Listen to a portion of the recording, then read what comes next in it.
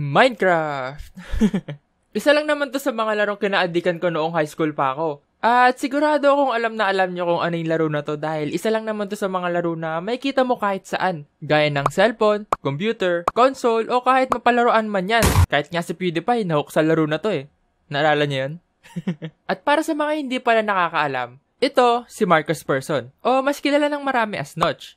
At noong 2009, gamit yung coding knowledge niya, ginamit niya yung dalawang laro na to para maging inspiration sa pagbuo ng laro na tinatawag niyang cave game. Eh ano namang kinalaman niyan sa Minecraft? Oo, papunta na ako doon. Makinig ka muna. Okay? Okay.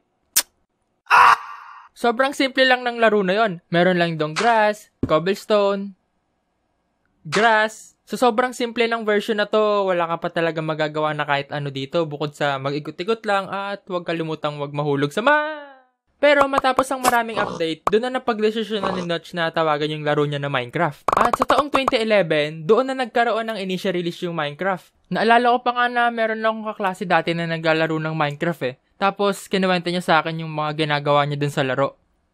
Uy, Hunyo, alam mo yung larong Minecraft? Minecraft? Ano yun? Basta parang survival yon tapos may mga zombie paggabi kaya gagawa ka ng base mo tapos mga farm. Parang zombie game. Hindi, basta marami pang ibang kalaban paggabi.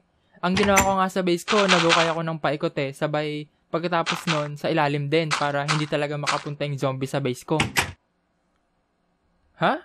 Paano gagana yun? Di babaksak yung bahay mo kasi hinukay mo na lahat. Hindi, basta hindi yun babaksak. Di mo kasi alam kung paano yun eh. Noong mga time na yon, wala pa kasi talaga akong idea kung ano yung Minecraft. Kasi noong mga panahon na yon, hindi pa uso yung magkaroon ng gadget o kaya mga computer yung mga bata.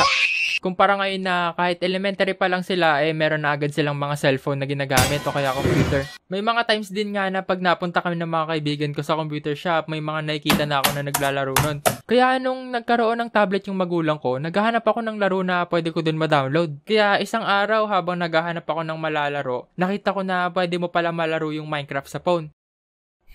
Minecraft? Lagi ko to nakikita. Subukan ko kaya itong laruin.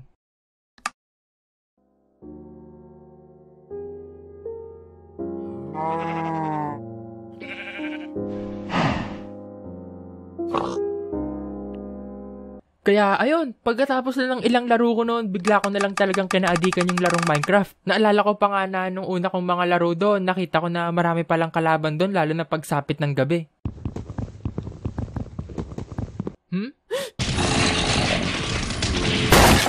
Kaya syempre, para hindi na ako ulit ma-attack ng mga zombie, pinaligiran ko na yung base ko ng pader. Buti na lang natapos ko na yun bago pa maggabi.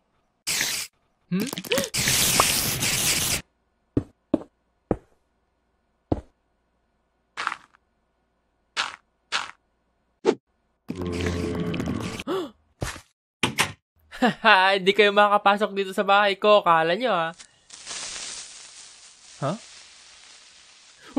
Kaya dahil doon, gumawa na lang ako ng base ko na parang tower.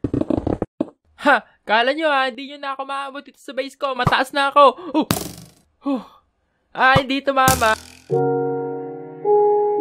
Nung time na yon, gandang-ganda talaga ako sa base ko. Kasi kung may gusto akong idagdag, magdadagdag lang ako tapos okay na agad. Naalala ko pa nga nung nag-multiplayer kami ng kaklase ko eh. Hindi kami bumuo ng base o kaya nag-farm o naglaban. Hindi. Boring yon. Alam nyo kung anong ginawa namin?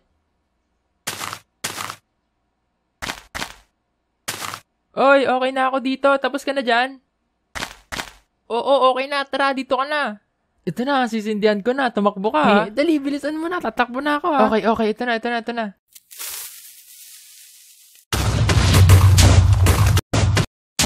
Ayun, wag niyong gagawin yun lalo na kung alam niyong mahina yung phone o PC niyo Baka mamaya subukan niyo to tapos...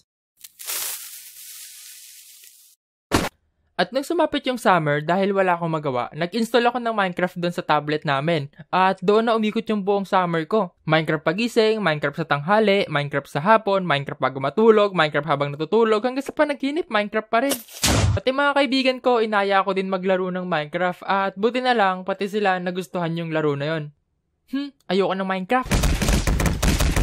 Simula noon, madalas na kami nag-multiplayer, kaya mas lalo ko na-enjoy yung Minecraft kasi nakakasama ko yung mga kaibigan ko dun sa paglalaro. Saka pagdating naman sa YouTube, Minecraft pa rin yung pinapanood ko. Isa rin ba kayo sa mga nanood ng Minecraft items versus in real life? Kasi kung oo, appear tayo dyan. Ganon din kasi yung mga pinapanood ko nung panahon na yon, pati yung miniseries ng Element Animation na Villager News. Familiar ba kayo doon? Kasi kung hindi, recommend ko na panoorin nyo yun. Pero saka na, tapusin nyo muna yung video na to tapos saka nyo yung panoorin, okay? Okay. Nung naglalaro pala ako dati, dalawa lang yung world ko dun sa Minecraft. Isang survival kung saan nagawa ko ng bahay.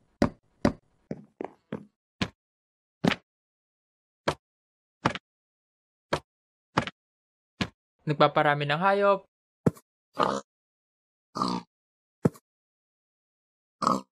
Nagtatanim, nagamay ng diamonds. Naliligaw sa cave.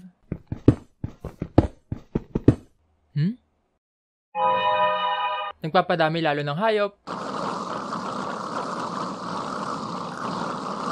Saka nagsasurvive sa mga creeper. Saka isa namang creative world kung saan nilagyan ko ng sobrang taas na pader yung isang village na nahanap ko. Nung panahon kasi na yon, na-inspired ako ng Attack on Titan kaya naisip ko siyang ilagay sa Minecraft. Kaso kahit anong lagay ko ng torch, nag-i-spawn pa rin yung mga kalaban sa base ko kaya...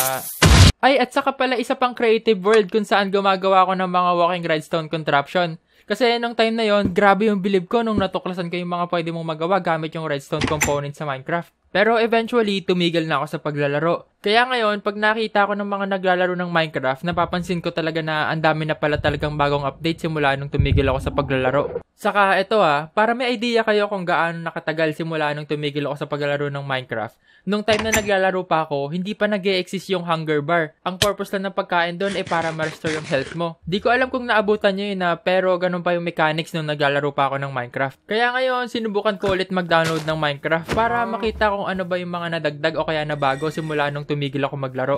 Medyo nakaka-keep up naman ako at na-enjoy ko pa rin siya laruin pero hindi na gaya noon na ito lang talaga yung gusto kong laruin simula umaga hanggang maggabi.